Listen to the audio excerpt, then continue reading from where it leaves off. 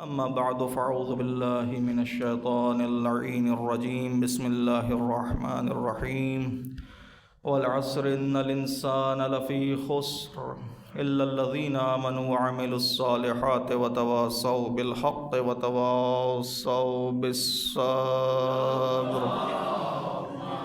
صل على محمد وآل محمد وعجل فرج۔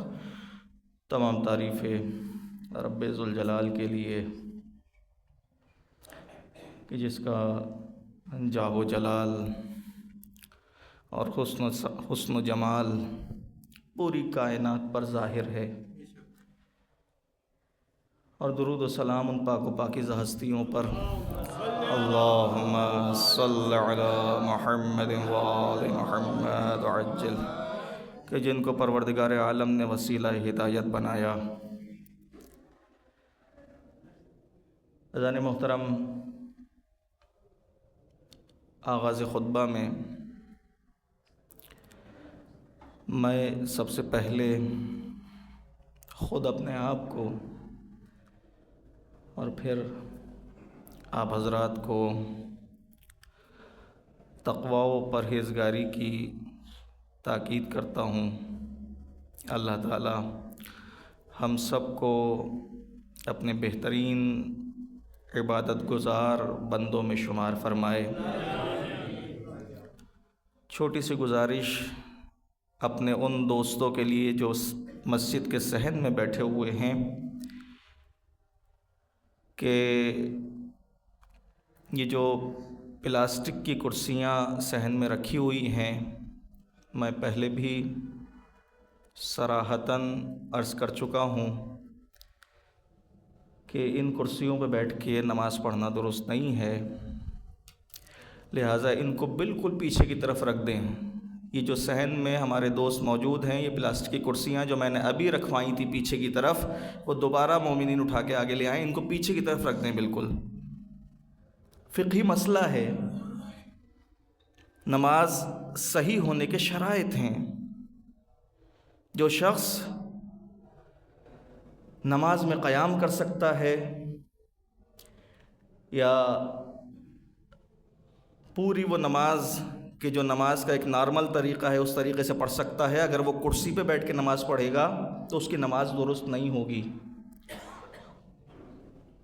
اور کرسی پہ بیٹھنے والے افراد بھی وہ تمام ارکان نماز جو وہ باوجود اس کے کہ مثال کے طور پر گھٹنے کے درد کی وجہ سے سجدے میں جانے سے قاصر ہیں یا ٹانگیں فولڈ کر کے بیٹھنے سے قاصر ہیں، اگر وہ کرسی پہ بیٹھ کے پڑھتے ہیں، لیکن نماز میں وہ مثال کے طور پر ٹیبل کے اوپر سجدہ کر رہے ہیں اور وہ پیر اٹھا کر سجدے کی حالت میں جو انگوٹھے ٹکانے کا حکم ہے، اگر وہ کر سکتے ہیں اور نہیں کریں گے تو ان کی نماز پر حرف آئے گا، نماز باطل ہونے کا خطرہ ہے، باطل ہوگی بلکہ، کیونکہ یہ حالت اضطرار میں کرسی کی اجازت دی گئی ہے۔ توجہ چاہتا ہوں، حالت اضطرار میں، حالت اختیار میں نہیں ہے کہ میرا دل چاہ رہا ہے کہ میں آج کرسی پہ بیٹھ کے نماز پڑھوں تو اس لیے کرسی پہ بیٹھ کے نماز پڑھ لیتا ہوں۔ نہیں، جو زمین پہ بیٹھ کے نماز نہیں پڑھ سکتے یا قیام نہیں کر سکتے ان کے لیے کرسی کی اجازت ہے۔ اور یہ جو پلاسٹک کی کرسیاں ہیں، اس میں وہ سامنے ٹیبل بھی نہیں ہے جس پہ سجدگاہ رکھتے ہیں۔ اب سجدہ کیسے کرتے ہیں؟ وہ اشارہ کر کے یا اپنا ہاتھ سے سجدگاہ پیشانی پہ لگا کر، تو وہ اعضائے سجدہ جو انسان ٹکا سکتا تھا وہ ٹکانے سے قاصر رہا پلاسٹک کی کرسی ہونے کی وجہ سے۔ ٹیبل نہیں ہے نا اس کے آگے، ٹیبل ہوتی تو سجدگاہ ٹیبل پہ رکھتا، پیشانی سجدگاہ پہ ٹکاتا، دونوں ہاتھوں کو ٹیبل پر رکھتا تو یہ اعضائے سجدہ ٹکتے۔ لیکن کس کے لیے؟ کہ جو زمین پہ بیٹھ کے نماز نہیں پڑھ سکتا وہ۔ تو یہ پلاسٹک کی کرسیوں پر حتی الامکان کوشش کریں ان کو متروک کریں، اور جو افراد بیٹھ سکتے ہیں نیچے، وہ نیچے بیٹھ کے نماز پڑھیں۔ ایک صلوات پڑھیں حضرات محمد وآل محمد وآل محمد وعجل فرجہم۔ انسان اس دنیا میں آ کر اور اس دنیا کی آلودگیوں میں آلودہ ہو کر غلط بات، نامعقول بات، غیر صحیح بات کو فوراً تسلیم کرتا ہے اور صحیح بات کو تسلیم کرنے میں لیت و لال سے کام لیتا ہے۔ اسی مثال کو لے لیجئے، اگر میں اس کے برعکس فقہی حکم ہوتا اور وہ بیان کرتا تو کیا ہوتا؟ ابھی ہم نے روکا پلاسٹک کی کرسیوں سے تو لوگ فوراً اپنی اپنی جگہ جہاں ان کو دل چاہ رہا ہے وہاں لے کر پلاسٹک کی کرسی لے کے بیٹھ گئے۔ لیکن اگر ایسے میں کہتے کہ بھائی پیچھے نہ بیٹھیں، آگے آئیں، اگلی صفحے پہلے پر کریں، تو وہ کہنا اتنی جلدی نہیں مانتے۔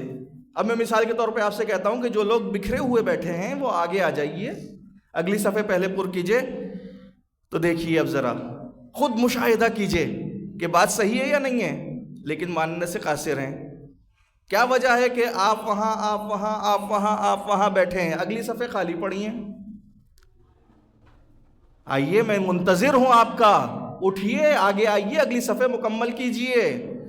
جو جتنی اگلی صفوں میں بیٹھتا ہے ثواب بھی اتنا ہی زیادہ ہے اس کا۔ یہ تصور نہ کیجئے کہ ہم بس وہ آئے اور پچھلی صف میں سب سے پہلے آ کے بیٹھ گئے تو ثواب اتنا ہی ہے جتنا اگلی صف کا ہے۔ ایک صلوات پڑھیں حضرات محمد و آل محمد، صلی علی محمد و آل محمد وعجل فرجہم۔ اکثر اوقات یہ ہوتا ہے کہ انسان جس چیز کو اپنے لیے بہتر تصور کرتا ہے وہ اس کے لیے بہتر نہیں ہوتی، اور جس چیز سے انسان کراہت رکھتا ہے وہی چیز انسان کے لیے بہتر ہوتی ہے اکثر و بیشتر۔ قرآن مجید میں بھی پروردگار عالم نے یہ فرمایا ہے، عسیٰ ان تکرہوا شیئا، کہ اکثر و بیشتر تم جس چیز سے کراہت کھاتے ہو وہ تمہارے لیے بہتر ہے، اور جس چیز سے تم محبت کرتے ہو، اپنے لیے پسند کرتے ہو، وہ تمہارے لیے بہتر نہیں ہے۔ تو معلوم ہوا کہ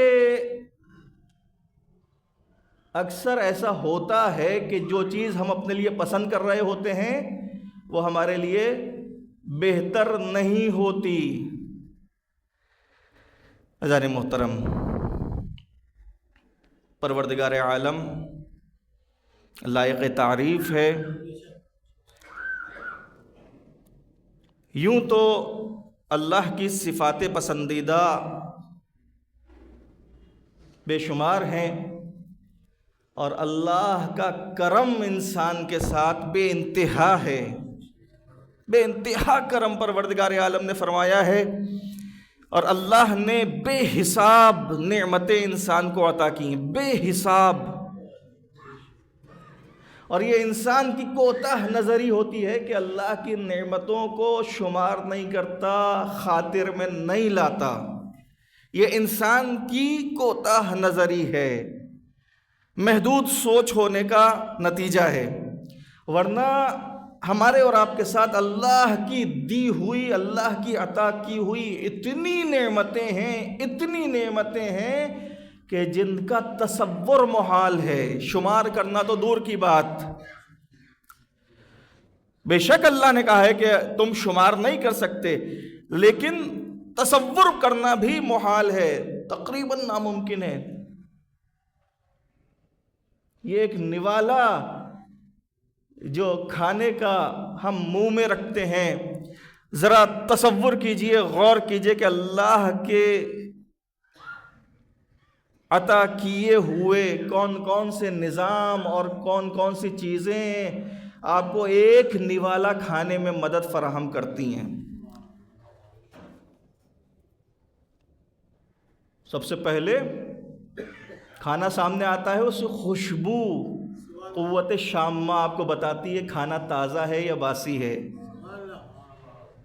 ہاں، خوشبو آتی ہے نا کھانے کی۔ کبھی اس سونگھنے کی صلاحیت پر اللہ کا شکر ادا کیا ہے؟ ہاں، پھر جیسے ہی آپ اپنا ہاتھ بڑھاتے ہیں نوالے کی طرف، روٹی کی طرف، آپ کا ہاتھ روٹی سے ٹچ ہوتا ہے، آپ کو فوراً احساس ہوتا ہے روٹی گرم ہے یا ٹھنڈی ہے۔ یہ ہاتھ کو محسوس کرنے کی صلاحیت کس نے عطا کی؟ پھر وہ نوالا توڑا، منہ میں رکھا، فوراً آپ کے دانت آپ کو بتاتے ہیں کہ یہ کھانا سخت ہے، سوکھا ہوا ہے، یا قابل جویدن ہے، چبانے قابل ہے، اس میں کنکر تو نہیں ہے، اس میں خاک تو نہیں ہے۔ دانت بتاتے ہیں یا نہیں بتاتے؟ پھر فوراً آپ کی زبان آپ کو بتاتی ہے کھانا لذیذ ہے یا نہیں ہے، یہ بھی عطا الہی ہے یا نہیں ہے؟ زبان کو چکھنے کی قوت کس نے دی؟ پھر آپ کا جبڑا چباتا ہے، یہ دانت تو جبڑے میں لگے ہوئے ہیں نا، یہ جبڑا حرکت کرتا ہے تو آپ نوالا چباتے ہیں۔ یہ جبڑے کو چبانے کی، حرکت کرنے کی طاقت اور صلاحیت کس نے دی؟ ذرا تصور کیجئے کوئی ایسا بیمار ہو، علیکم السلام، کہ جو چبا نہ سکتا ہو نوالے کو، جبڑا جس کا ہل نہ سکتا ہو، جام ہو گیا ہو، وہ کیسے نوالا چبائے گا؟ کس نے دی طاقت؟ اللہ نے دی۔ اچھا، نوالا چبا لیا آپ کے دانتوں نے، گلے کو نگلنے کی صلاحیت کس نے دی؟ ذرا سوچے تو، ایک نوالا کھانے کے لیے پروردگار عالم کی کتنی نعمتیں اور کتنی دی ہوئی قوتیں آپ کے ساتھ موجود ہیں، شامل ہیں۔ گلے نے نگل لیا نوالا، معدے میں اترا۔ معدے کو یہ نوالا قبول کرنے کی صلاحیت کس نے دی؟ ایک مرتبہ ذرا سی ہمیں معدے میں خرابی ہو اور وامٹنگ ہو، متلی ہو، آپ دیکھیں کھانے کی طرف دیکھنے کا جی نہیں چاہتا، ایسے میں رغبت نہیں ہوتی۔ معدے نے قبول کر لیا نوالا۔ اب معدے کو ہضم کرنے کی صلاحیت کس نے دی؟ اللہ نے دی۔ یہ ایک نوالا آگے بڑھ رہا ہے، اور یہ انسان بڑے تکبر کے ساتھ اپنے پیسے سے خریدے ہوئے کھانے کے سامان کو اور اپنے گھر میں کھانا تیار کر کے بڑے تکبر کے ساتھ دسترخوان پہ بیٹھتا ہے، گویا اس نے کوئی کارنامہ کیا ہے۔ پھر یہ پورا نظام انہضام کام کرتا ہے، اور پھر اللہ ہی کی دی ہوئی طاقت سے غیر ضروری اجزاء انسان کے جسم سے خارج ہوتے ہیں۔ وہ واقعہ سنا ہے نا، نہیں معلوم سچا ہے یا جھوٹا، کہ ایک بادشاہ بیمار ہوا اور اس کو رفع حاجت نہیں ہو رہی تھی۔ اس سے پوچھا کسی نے کہ تم فقط ایک دفعہ رفع حاجت کے لیے کیا دے سکتے ہو؟ اس نے کہا میں اپنی آدھی سلطنت دے سکتا ہوں۔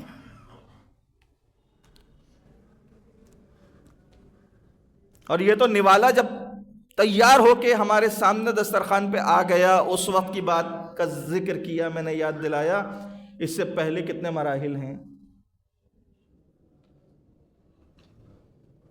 وہ بیج کاشتکار نے زمین میں بویا، وہاں سے لے کر پانی دیا، پانی کہاں سے آیا؟ زمین جس میں بیج بویا گیا، وہ زمین کس نے خلق فرمائی؟ اور زمین کو اگانے کی طاقت کس نے دی؟ وہ کھاد کس نے پیدا فرمائی جو زمین میں ڈالی گئی، جس کی وجہ سے زمین زرخیز ہوئی؟ اس بیج کو کس نے طاقت عطا کی کہ وہ بیج پھوٹے؟ انسان تو اللہ کی کس کس نعمت کو جھٹلائے گا؟ عزیزان محترم، لیکن یہ انسان غرور میں مبتلا ہو کر، تکبر کا شکار ہو کر، خود پسندی میں غرق ہو کر، اپنے جیسے ہی دوسرے انسانوں کے سامنے بھی اور اللہ کے سامنے بھی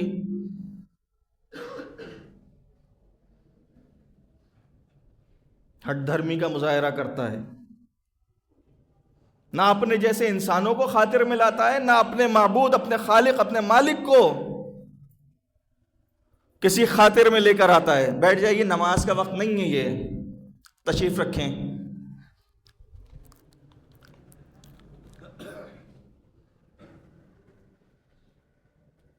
عزیزان محترم، یہی انسان بڑے آرام سے کسی پر بھی کچھ بھی الزام لگا دیتا ہے، کچھ بھی، بہت آسانی کے ساتھ کوئی بھی بات کانوں میں پڑی اس کو آگے بڑھا دیتا ہے،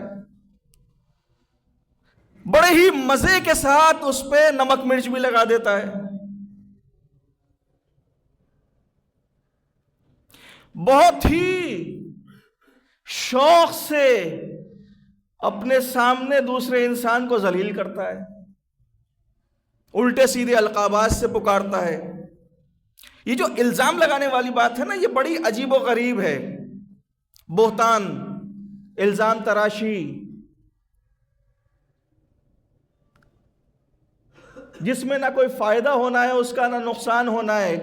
الزام لگانے والے نے الزام لگایا، الزام لگا کے فارغ ہو گیا، لیکن جس نے الزام لگایا نہ اس کا کوئی فائدہ ہوا نہ کوئی نقصان ہوا، علی الظاہر مادی طور پر، ورنہ تو اتنا بڑا نقصان ہوا کہ جو قابل مدارا نہیں ہے۔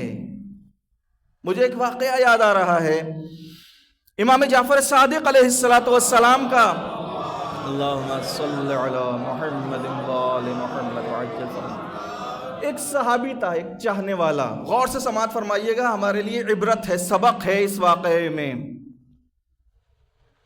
ہم بہت آرام سے، بہت اطمینان سے، بہت یقین کے ساتھ اپنے آپ کو مولا امیر المومنین کا شیعہ گردانتے ہیں، اور زندگی بھر ہر روز صبح سے رات تک نہ جانے کتنے غلط کام کرتے ہیں، بڑے اطمینان سے، خیال تک نہیں آتا کہ ہم کیا کر رہے ہیں۔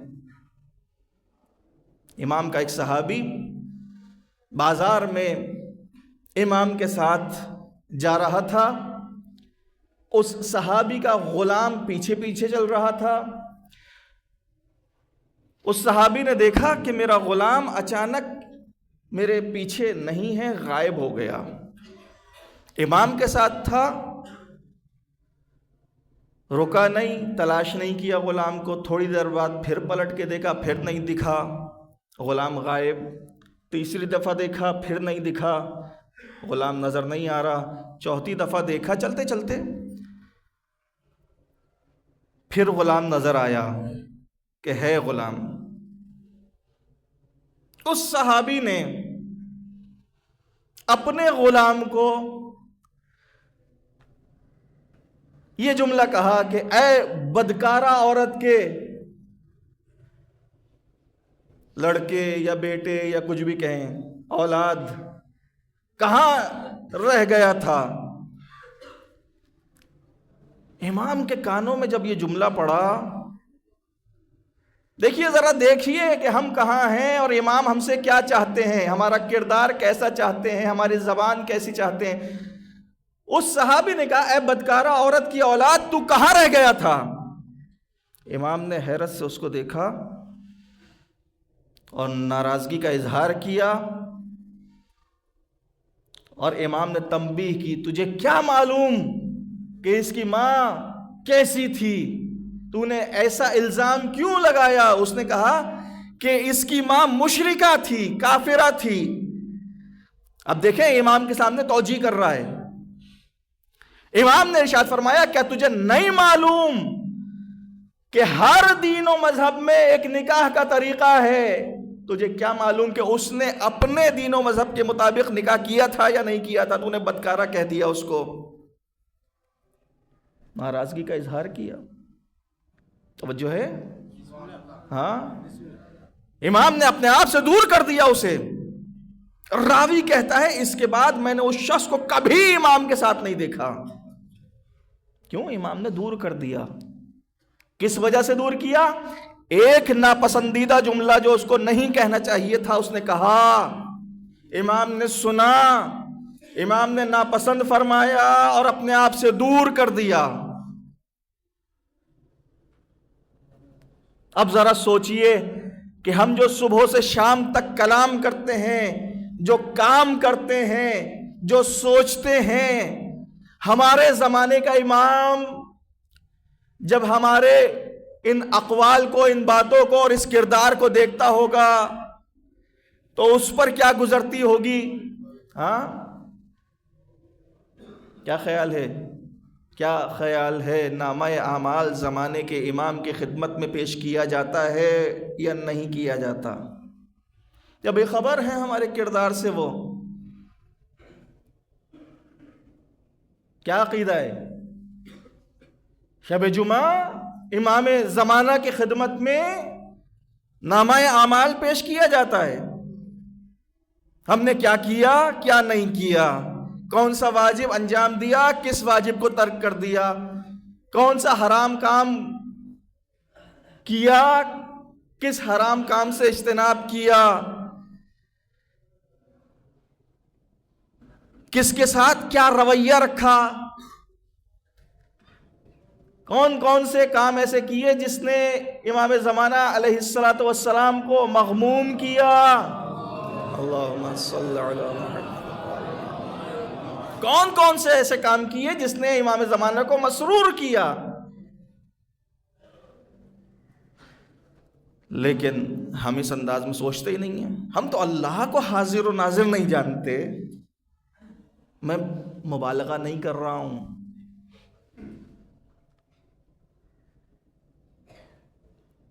ہم میں سے ہر شخص خود اپنے آپ کو دیکھے کہ جو میں صبح سے شام تک کام کر رہا ہوں، جو کچھ کر رہا ہوں، جو کچھ کہہ رہا ہوں، ہر کام اور ہر قول کے وقت میں اللہ کو حاضر و ناظر جانتا ہوں یا بھلا دیتا ہوں. اللہ کبھی کبھی یاد آتا ہے یا ہمیشہ یاد رہتا ہے مجھے؟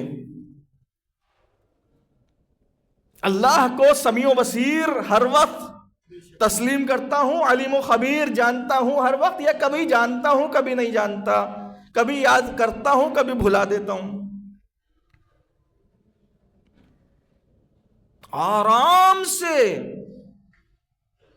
بغیر کسی ہچکچاہٹ کے، بغیر کسی تکلف کے.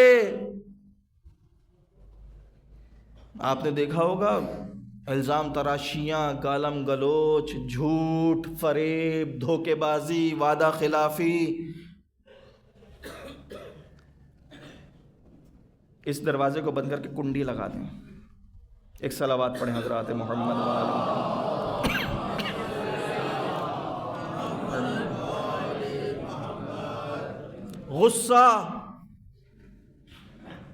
غصہ تو ہر وقت ناک پر دھرا رہتا ہے.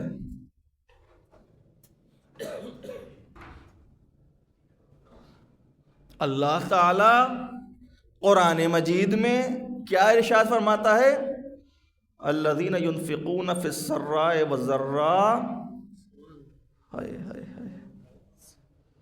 والکاظمین الغیظ والعافین عن الناس واللہ یحب المحسنین. دعوے دار ہیں ہم قرآن و اہل بیت سے تمسک کے، کیونکہ ہمیں اللہ کے لطف و کرم سے وہ حدیث پیغمبر جو نجات کی ضامن ہو سکتی ہے ہم نے سنی ہے، انی تارک فیکم الثقلین والی. اور اللہ ہمیں ایمان کے مرحلے میں ہماری مدد فرماتا ہے، ہمیں ثابت قدم رکھتا ہے، تو عمل کے مرحلے میں آ کے شیطان ہمیں بہکاتا ہے. پھر اللہ تعالیٰ سورہ آل عمران میں کیا فرما رہا ہے؟ الذین ينفقون فی السراء والضراء. وہ لوگ تنگ دستی میں بھی اور مال و ثروت کی فراوانی میں بھی انفاق فی سبیل اللہ کرتے ہیں. یعنی اللہ جن سے محبت کرتا ہے، واللہ یحب المحسنین. آیت کے آخر میں پروردگار عالم ارشاد فرما رہا ہے.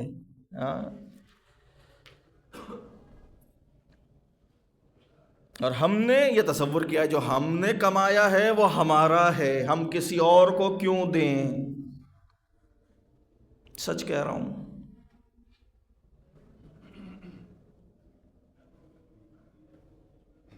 ہم نے عادت بنائی ہوئی ہے روزانہ صدقہ دیں گے، لیکن دیں گے اتنا کم جس سے کسی کا بھلا نہیں ہوگا.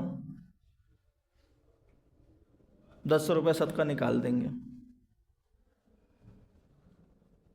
10 روپے کی اب ایک روٹی بھی نہیں آتی. میں یہ نہیں کہہ رہا ہوں کہ پورے معاشرے میں بسنے والے ہر فرد کی یہ حالت ہے، لیکن اگر کچھ لوگ ابھی تک 10 روپے کا صدقہ نکالتے ہیں تو تھوڑا سا کوشش کر کے آگے بڑھیں. اللہ اکبر، یا رسول اللہ، سلام یا علی، اللہم صل علی محمد وآل محمد وعجل فرجہم وسہل مخرجہم.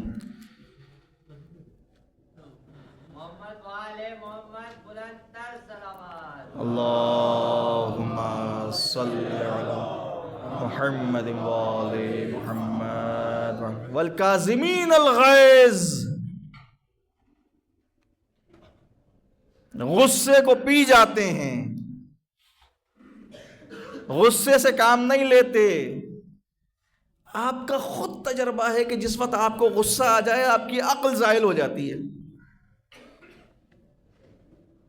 چنانچہ آپ نے دیکھا ہوگا اکثر و بیشتر وہ افراد جو غصے میں نہیں آتے وہ اپنے کاموں میں زیادہ سمجھداری کا ثبوت دیتے ہیں، بردباری کا ثبوت دیتے ہیں.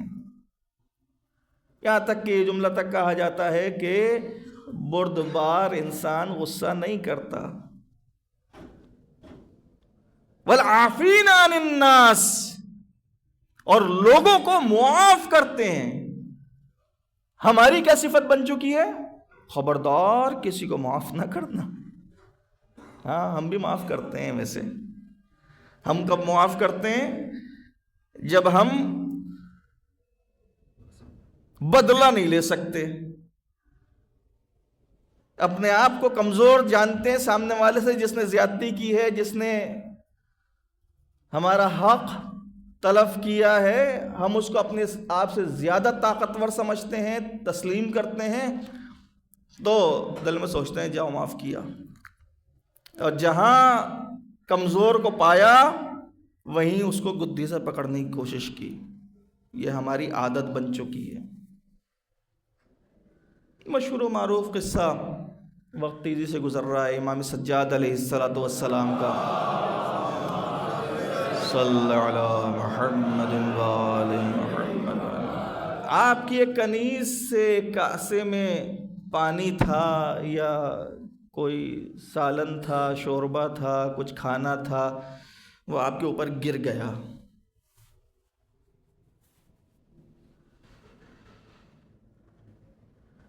ایک دم سے کوئی چیز گر جائے انسان کا پارا ہائی ہو جاتا ہے. کنیز تھی تربیت شدہ امام سجاد کی، اس نے فوراً کہا والکاظمین الغیظ. امام نے فرمایا جا میں نے غصہ پی لیا. پھر اس نے کہا اللہم صل علی محمد والعافین عن الناس. امام نے فرمایا جا میں نے تجھے اللہ کی خاطر معاف کر دیا. واللہ یحب المحسنین. کنیز نے آیت کا یہ ٹکڑا پڑھا. امام نے کہا جا میں تیرے ساتھ احسان کرتا ہوں، تجھے آزاد کیا. تربیت شدہ تھی امام سجاد کی، اس لیے قرآن سے سہارا لیا. اور آپ دیکھیں امام وقت حجت خدا کس طریقے سے اپنے غصے کو پی رہے ہیں. اب یہ بات بھی چونکہ تاریخ میں یہ واقعہ ملتا ہے اس طریقے سے اس لیے بیان کیا، ورنہ جود و کرم ائمہ طاہرین کا، اہل بیت علیہم السلام کا اس سے بھی بالاتر ہے. اور ہم جو ان کے پیروکار ہیں، ہم جو چونکہ امام کے پیروں میں بیڑیاں ڈالی گئیں، ہم ان کی یاد میں، ان کی محبت میں اپنے پیروں میں بیڑیاں تو ڈال لیتے ہیں. کرتے ہیں نہیں کرتے؟ اب یہاں جتنے مومنین بیٹھے ہوئے ہیں، ایک 20% مومنین کے پیروں میں وہ بیڑیاں اور وہ کڑے ہاتھوں میں ہوں گے. امام کی محبت میں وہ بیڑیاں اور وہ کڑے جو خود امام نے شوق سے نہیں پہنے تھے، فقط چونکہ امام کو پہنائے گئے اس لیے ہم پہن لیتے ہیں. لیکن امام جس دین کو پہنچانے کے لیے، جس پیغام الہی کو پہنچانے کے لیے بڑی محبت اور رغبت سے اور بڑی محنت سے، بڑی تکلیفیں اٹھا کر، بڑی زحمتیں برداشت کر کے جو کچھ ہمیں سکھانا چاہتے ہیں، جو کچھ ہمیں بتانا چاہتے ہیں، ہم وہ لینے کے لیے تیار نہیں ہیں۔ امام چاہتے ہیں کہ ہم ویسے بن جائیں جیسا اللہ چاہتا ہے۔ یہ ایک چھوٹا سا واقعہ جو میں نے سنایا ہے، ہمارے اندر یہ صلاحیت۔ امام حسین علیہ السلام صلی علی محمد، میں اپنے مولا کی یہ حدیث پہلے سنا چکا ہوں، یاد دلا رہا ہوں۔ ان اجود الناس، سب سے زیادہ سخی، سب سے زیادہ جود و سخا رکھنے والا انسان وہ ہے کہ جو اس شخص کو بھی دے جس سے بدلے کی کوئی امید نہ ہو۔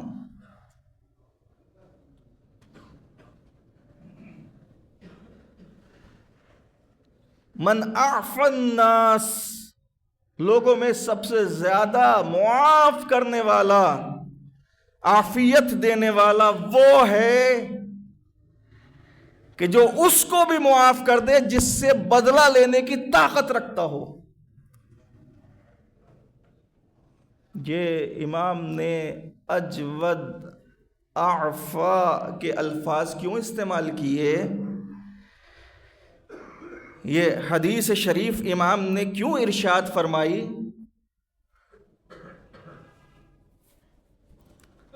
ہمیں سن کر خوش ہونے کے لیے کہ ہم سنیں اور خوش ہوں، یا ہم سنیں اور اس پر عمل کریں؟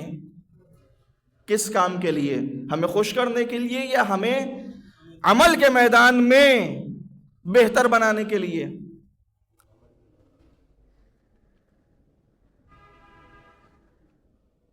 ان اوصل الناس، سب سے زیادہ صلہ رحمی کرنے والا انسان لوگوں میں وہ ہے کہ جو اس کے ساتھ بھی صلہ رحمی کرے جس نے قطع رحمی کیا ہوا ہے، ملنا جلنا چھوڑ دیا ہے۔ اور ہماری زبان پہ یہ ہوتا ہے، ہم فلاں کو کیوں بلائیں، ہم فلاں کے ہاں کیوں جائیں، وہ تو آتا نہیں ہے، وہ تو بلاتا نہیں ہے۔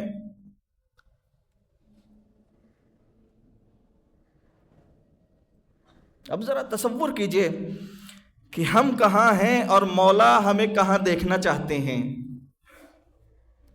بات سمجھ میں آ رہی ہے میری؟ میری نہیں ہے، بلکہ میں بات پہنچا پا رہا ہوں امام کی۔ محمد وآل محمد صلوات، اللہم صل علی محمد وآل محمد وعجل فرجہم۔ ہماری زبان پر ہم شیعہ ہیں کا کلمہ، بلکہ کیا کہیں، پہاڑا، ہم شیعہ ہیں، ہم شیعہ ہیں، ہم شیعہ ہیں کی گردان صبح و شام ہر وقت ہے۔ اور امام اپنے شیعہ کو کیسا دیکھنا چاہتے ہیں؟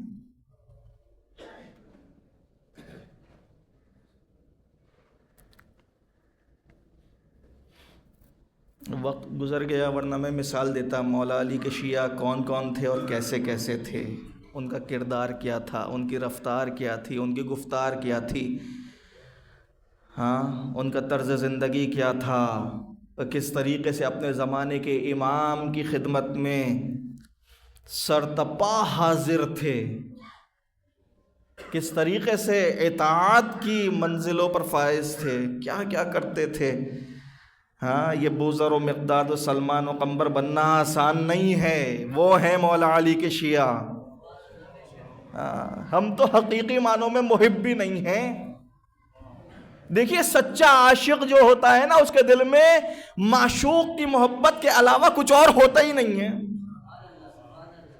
دیکھا ہے نا آپ نے عشق مجازی میں گرفتار بعض لوگوں کو، جب وہ عشق کے مجازی میں گرفتار ہوتے ہیں تو انہیں اپنے معشوق کے علاوہ کچھ اور نظر ہی نہیں آتا۔ ہم کیسے عاشق اہل بیت ہیں کہ ہمارے دل میں اہل بیت کی محبت بھی ہے، دنیا کی محبت بھی ہے، اپنی محبت بھی ہے، اور نہ جانے کتنی محبتوں کا کیا کہیں چوں چوں کا مربع ہمارے دل میں ہے، مرکب ہمارے دلوں میں ہے۔ اللہ تعالی ہمارے دلوں کو پاک و پاکیزہ فرمائے۔ عزیزان محترم، میں آخر میں 2 جملے اپنے ان بھائیوں کے لیے، ان مومنین کے لیے عرض کرنا چاہتا ہوں جو تاخیر سے آتے ہیں۔ عذر شرعی اپنی جگہ، لیکن اگر حالت اختیار میں دیر کرتے ہیں، یہ تصور کر کے کہ ابھی تو مولانا تقریر کر رہے ہیں، جب نماز ہوگی جب ہم جائیں گے، تو یقین جانے یہ طریقہ درست نہیں ہے۔ ثواب کے لحاظ سے آدھی نماز چلی گئی، اور 2 جملے اس حقیر نادان فقیر کے 2 جملے جو آپ کے کام آ سکتے تھے، فقط یاد دہانی کی نیت سے میں آپ حضرات کے سامنے بیان کرتا ہوں، یہ یقین رکھتے ہوئے کہ آپ میں سے بہت سے لوگ ان باتوں کو جانتے ہیں، لیکن جیسے میں بھی بہت سی باتوں کو جانتا ہوں لیکن مجھے یاد نہیں آ رہی، جب کسی نے یاد دلایا تو یاد آ گئی بات، اس نیت سے یاد دلاتا ہوں۔ بہت سی باتیں آپ کو پتہ ہیں، آپ میں سے بہت سے مومنین ہماری بھی آ کے رہنمائی کر دیتے ہیں، اللہ تعالیٰ جزائے خیر عطا فرمائے۔ تو میں یاد دہانی کراتا ہوں، تذکر کرتا ہوں۔ آپ حضرات حتی الامکان کوشش کریں، خطبہ جمعہ کو سماعت فرمائیں، اور اپنی اپنی ظرفیت کے مطابق اس سے استفادہ کریں۔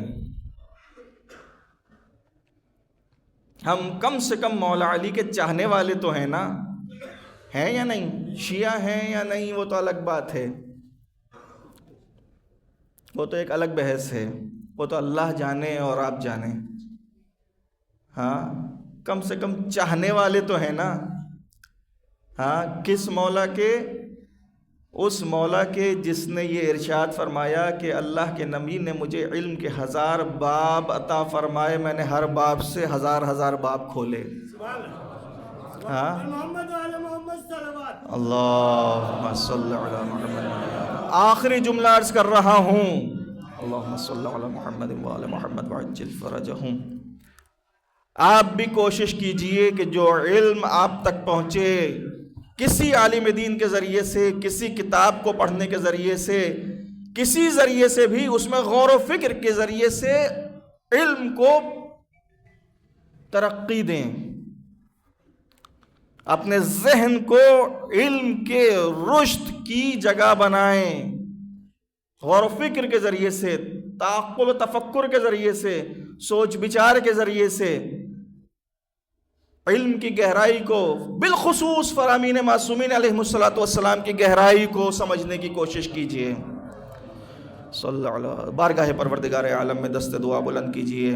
روبہ قبلہ ہیں، روز جمعہ ہیں، اللہ کی بارگاہ میں حاضر ہیں، دعا کیجئے پروردگار تو یہ واسطہ حضرات محمد و آل محمد کا ہماری ہدایت فرما۔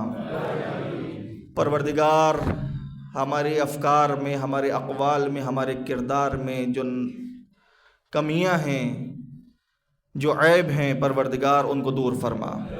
پروردگار تو یہ واسطہ حضرات محمد و آل محمد کا ہماری عبادات میں جو نقائص ہیں، ان نقائص کو دور فرما۔ پروردگار جو بیمار حال ہیں انہیں صحت کاملہ واجل عطا فرما۔ پروردگار جو مقروض ہیں ان کے قرضوں کو غیب سے ادا فرما۔ پروردگار جو بے روزگار ہیں ان کو روزگار عطا فرما، رزق میں خیر و برکت نازل فرما، حلال رزق عطا فرما، جو بے گناہ اسیر ہیں انہیں رہائی عطا فرما۔